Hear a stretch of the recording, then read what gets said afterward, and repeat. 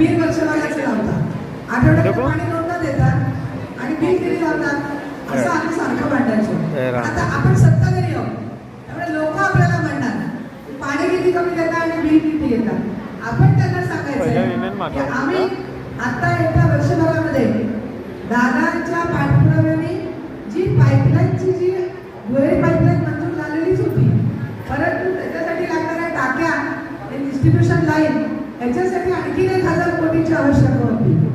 माननीय मुख्यमंत्री देवेंद्रजी फडणवीस यांच्याकडे पाठपुरावा करून परत 892 कोटी रुपये मंजूर करून घेतले. त्याचे टेंडरही निघालंय, फक्त आचारसंहितेमुळे हे काम थांबलंय.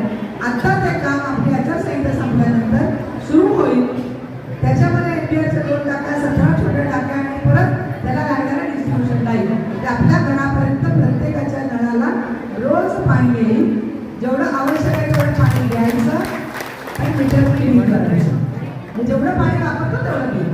अशा प्रकारची सिस्टीम चांगल्या पद्धतीची सोलापूर महानगर